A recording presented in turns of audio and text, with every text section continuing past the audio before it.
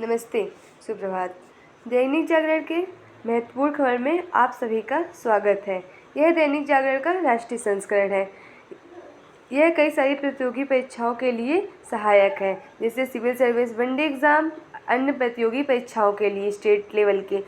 तो ये इसमें केवल आपको महत्वपूर्ण खबर ही मिलेंगी, क्योंकि यह दैनिक जागरण का राष्ट्रीय संस्करण है और जो महत्वपूर्ण खबर है उसे हमने टिक कर दिया है, तो आप लोगों को ताकि पढ़ने में आसानी हो, ताकि आप महत्वपूर्ण जानकारी ही उसमें से पढ़ सकें। तो आइए देखते हैं आज की महत्वपूर्ण सुर्खियाँ।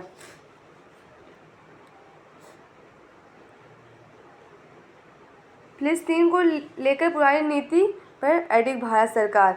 प्रधानमंत्री मोदी ने फिलिस्तीन के राष्ट्रपति महमूद अब्बास से फ़ोन पर बात की, मानवीय मदद का दिया भरोसा। भारत सरकार ने इजराइल हमास संघर्ष में मानवीय कानून का पालन हो। अगले 2 वर्षों में भारत सरकार फिलिस्तीन को $50 लाख की करेगी मदद और 2002 से लेकर 2023 के बीच में $2.95 करोड़ मदद कर चुकी है फिलिस्तीन की। अब आप लोग भी सोच रहे हैं कि दो विधम फंस रहे हैं कि भारत किसके साइड, इजराइल के साथ है कि फिलिस्तीन साइड, क्योंकि दोनों साइड अपनी वो जता रहा है। लेकिन मैं आपको बता दूं कि भारत ना तो इजराइल के खिलाफ है और ना ही फिलिस्तीन के। उसका केवल विरोध करता है आतंकी संगठन जो कि हमास में, वो किसी देश के खिलाफ नहीं है। तो आप लोग इसके बारे में थोड़ा सा पढ़िएगा, क्योंकि भारत अपना जो अंतर्राष्ट्रीय संबंध है वो सभी से अच्छा बनाता है और वो एक अच्छा लोकतांत्रिक, पूरे विश्व का सबसे बड़ा लोकतांत्रिक देश है, तो वो अपना संबंध सभी देशों से अच्छा बनाने की कोशिश करता है।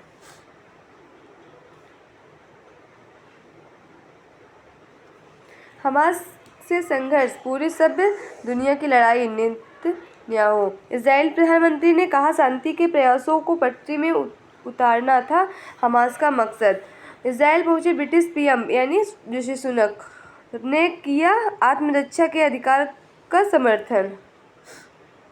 जर्मनी के चांसलर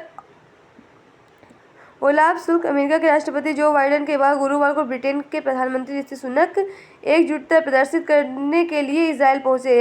यरूशलेम में सुनक के साथ बैठक के बाद संयुक्त बयान में नेतन्याहू ने कहा कि यह सिर्फ हमारी लड़ाई नहीं है, बल्कि यह पूरे सब दुनिया की लड़ाई है। हमारा सबसे खराब समय है, यह दुनिया का सबसे खराब समय। इसमें एकजुट रहना चाहिए और जीतना चाहिए। बैठक में नेतन्याहू ने कहा कि 7 अक्टूबर को इजराइल पर हमास के हमले के उद्देश्य क्षेत्र में व्यापक शांति के प्रयासों को पटरी में उतारना था। उन्होंने कहा, हम व्यापक शांति स्थापित करने की कगार पर थे और इस कार्रवाई हमास का हमला ने कार्रवाई एक कारण उस कदम को पटरी से उतारना था। इजरायली प्रधानमंत्री ने कहा, यह लड़ाई लंबी है और हमें लगातार समर्थन की जरूरत पड़ेगी। फिर देखें कि ब्रिटेन के प्रधानमंत्री ऋषि सुनक गुरुवार को इजराइल के पीएम से मिले, नेतन्याहू। वहीं हम इजराइल की बात करते हैं तो मैंने इसको पहले ही बताया है कि इजराइल की राजधानी जेरूसलम है और इसकी सीमा जॉर्डन में सीरिया, लेबनान से लगती है और सागर की बात करें तो भूमध्य सागर और लाल सागर से लगती है।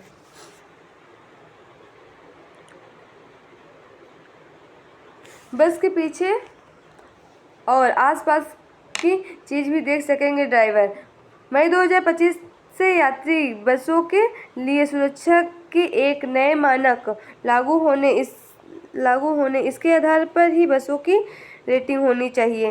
डिजिटल मॉनिटर बस ड्राइवर के लिए ब्लाइंड स्पॉट पर सीमित दृश्यता को समस्या को दूर करने में होगा सक्षम। सुरक्षा के लिए यात्री बसों को ड्राइवर को मिलेगा प्रत्यक्ष विजन की सुविधा। बसों में नए मानकों के ड्राइवर के लिए कैमरा आधारित फीवर भी होगा। ये नई टेक्नोलॉजी आ रही है, 2025 तक देखी जाएगी इसका वो।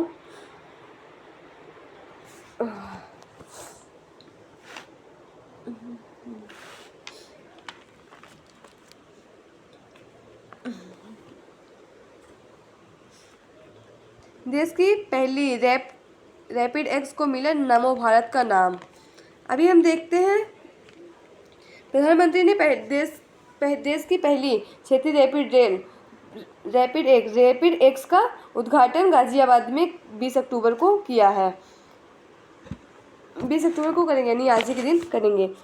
यह चलेगी, जिसका पहला चरण जिसका इसका पूरा हुआ है, ये केवल 17 किलोमीटर तक का है और इसकी स्पीड होगी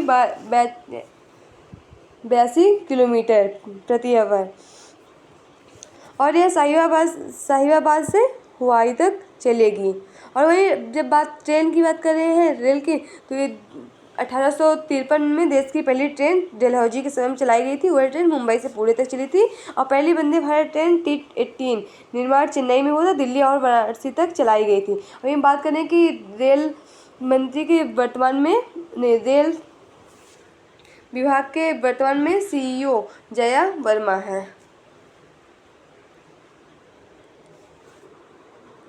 प्रधानमंत्री मोदी आज साहिबाबाद में करेंगे इसका उद्घाटन। प्रधानमंत्री मोदी शुक्रवार को देश की पहली रैपिड एक्स का गाजियाबाद स्थित साहिबाबाद एक्सिट स्टेशन में हरी झंडी दिखाकर उद्घाटन करेंगे। और एक बात इसमें और बता दें कि इसका मतलब इसे किस संस्था के द्वारा वो किया था, तो RRTS यानी रीजनल रैपिड ट्रांजिट सिस्टम के द्वारा वो किया जा रहा है इसका उद्घाटन। और मैंने ये बताया कि 17 किलोमीटर लंबा प्राथमिक खंड इसका तैयार हो चुका है। 31 अक्टूबर के आम यात्रियों के लिए खोला जाएगा। शहीदाबाद से दुआई तक डिपो के बीच इस खंड के 5 स्टेशन हैं। शहीदाबाद, गाजियाबाद, गुलदार, दुराई और दुहाई डिपो। इस कॉरिडोर की आधारशिला 8 मार्च 2019 को प्रधानमंत्री द्वारा रखी गई थी।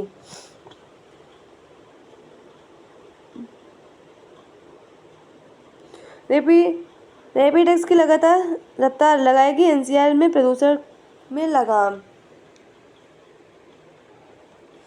और ये देखें, दिल्ली में यमुना की सफाई से जुड़ी परियोजना में देरी है जो दिल्ली में प्रदूषण फैल रहा है उसके बारे में दिल्ली प्रदूषण नियंत्रित समिति की ओर से NGT को सौंपी गई रिपोर्ट नदी में प्रदूषण कम करने के लिए जल बोर्ड और DDA ने बनाए परियोजनाएं।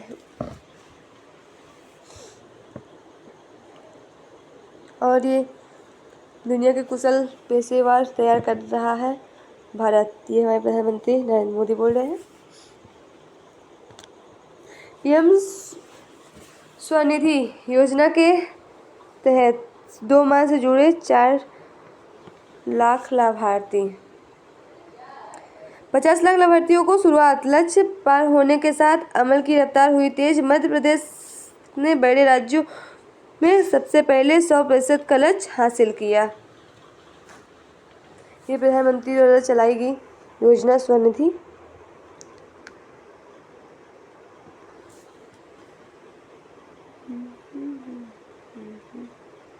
और ये राजनीति से जुड़ी खबरें हैं और अगर आप लोग को इंटरेस्ट हो तो पढ़िएगा।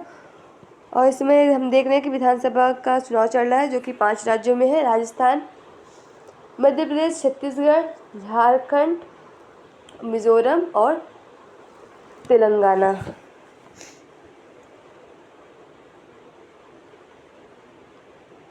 ट्रांजिट वे से अमृतसर से दिल्ली तक का सफ़र 40 मिनट में।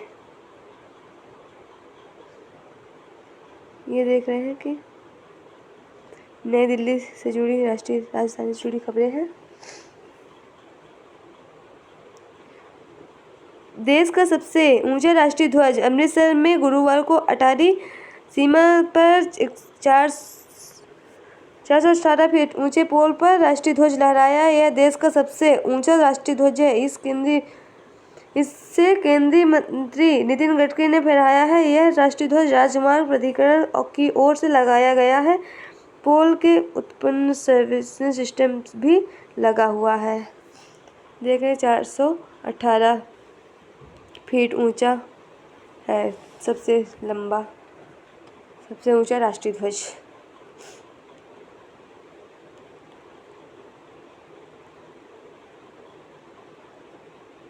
और ये दैनिक जागरण के राष्ट्रीय संस्करण का संपादकीय पत्र है। यह प्रीलिम्स, मेंस और इंटरव्यू में इसके कुछ महत्वपूर्ण आर्टिकल होते हैं जो आप लोग को आंसर राइटिंग करने में काफ़ी मदद मिलेगी। तो आप लोग इसे थोड़ा ध्यान से पढ़िएगा। इसमें कुछ इंपॉर्टेंट टॉपिक दिए होते हैं, जैसे अनुशासन का अभाव हो गया। ये दिया संकट में आने वाले मित्र है इजराइल। ये जो पहले जब से इजराइल भारत का साथ दे रहा तब की वो दिया है, आप लोग पढ़ लीजिए, थोड़ा काफ़ी इंपॉर्टेंट होता है। ये छोटे छोटे कॉलम दिए हुए हैं, इसे पढ़िएगा। बेरोजगारी से निपटने में मिल रही है सफलता। सामाजिक आर्थिक परिदृश्य में व्यापक परिवर्तन होने से पिछले कुछ दशकों के दौरान सभी के लिए रोजगार पर मुद्दा महत्वपूर्ण हो गया है। केंद्र और राज्य सरकारों के लिए अक्सर यह मामला कई प्रकार की मुसीबत पैदा करता है। विशेष रूप से कोविड महामारी के दौरान अनेक प्रकार के रोजगार समाप्त होने से यह संकट अधिक गंभीर हो गया। ऐसे में सभी के लिए राहत की बात यह है कि इस दिशा में जाने वाले प्रयासों से देश के में रोजगार की अवसरों में निरंतर वृद्धि हो रही है। तो बेरोजगारी से निपटने में मिल रही सफलता। और ये कितना कारगर होगा भाजपा का समीकरण देख रहे हैं कि चुनाव चल रहा है उसी में, तो देख रहे हैं। विदेश मंत्री जयशंकर ने सिंगापुर के रक्षा मंत्री से की मुलाकात।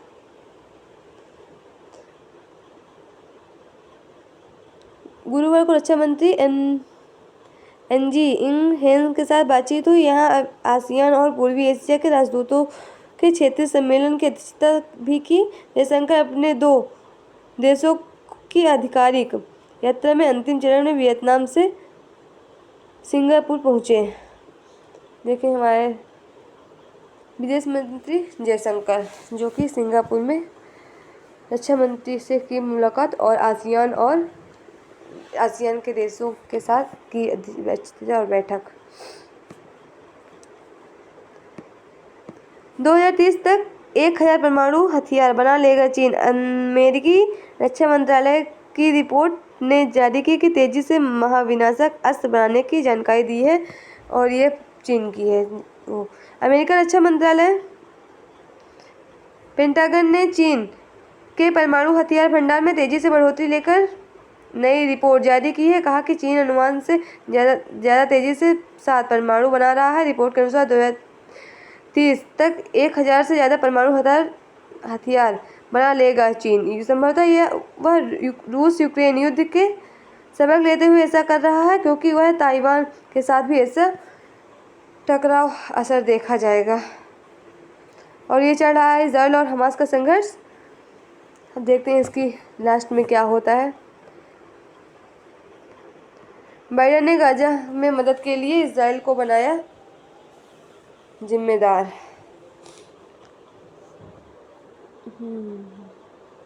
गाजा को सुरक्षित दक्षिण क्षेत्र में बमबारी चीन के द्वारा, इजराइल के द्वारा। हमास से इजराइल किसे किया है युद्ध अपराध, किसने किया है युद्ध का अपराध। तो ये तो बहुत पुरानी खबर है और बहुत समय से चलती आ रही है।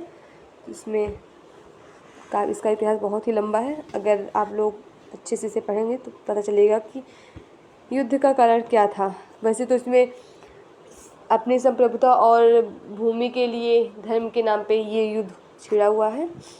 आगे देखिए होता क्या है। भगवान के और करीब आए किंग। अभी भगवान का मतलब ये नहीं कि भगवान के पास, भगवान का मतलब कि जो क्रिकेट के भगवान माने जाते हैं सचिन तेंदुलकर, उन्होंने सबसे ज़्यादा शतक 49 शतक के विश्व रिकॉर्ड की तोड़ने के और करीब आ गए हैं। उन्होंने मैंने जो अभी बांग्लादेश और इंडिया का मैच चल रहा था उसी में विराट ने 48 शतक लगाए और सबसे ज़्यादा शतक लगाने वाले विश्व में सचिन तेंदुलकर, जिन्हें क्रिकेट का भारत में भगवान कहा जाता है। और कोहली ने लगाया 48वां वनडे शतक, बांग्लादेश को 7 विकेट से हराया।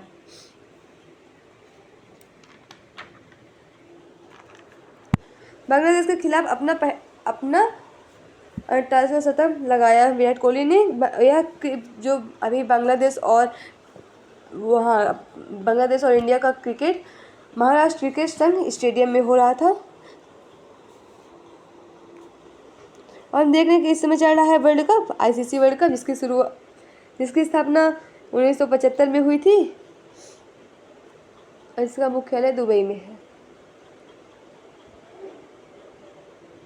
अभी तक भारत ने 4 टीमों के साथ खेला और चारों में जीत हासिल की।